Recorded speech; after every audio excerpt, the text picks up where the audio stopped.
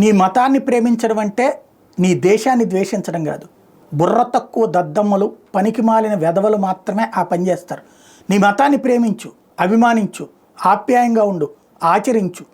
అంతేగాని దానికోసం భారతదేశాన్ని ద్వేషించడం ఏంటి? ఇక్కడ తింటూ ఇక్కడ పెరిగి ఇక్కడ బతుకుతా, నీ తరతరాలుగా బతుకుతా, నీ భవిష్యత్ తరాలు పాలస్తీనాలాగా తయారవ్వాలా? పాలస్తీనాలలాగా కుక్క బతుకులు బతకాలా?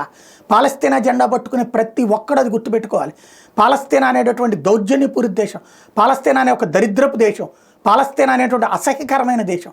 ఆ పాలస్తీనాని అడ్డం పెట్టి భారతదేశంలో జెండా పట్టుకున్న ప్రతి ఒక్కడు వాడు ఈ దేశానికి ద్రోహే. ఇక్కడ అట్లాంటి పరిస్థితి ఉంటే ఈ పాలస్తీనాకు సంబంధించినటువంటి జెండాని సౌదీ అరేబియాలో నిషేధించారు.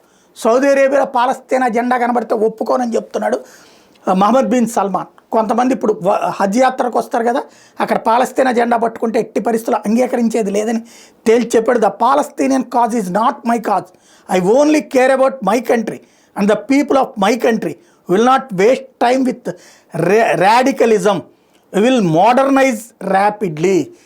మత ఉన్మాదాన్ని, మత తత్వాన్ని పెంచి పోషించే పాలస్తీనా భావజాలం మాకు అక్కర్లేదు.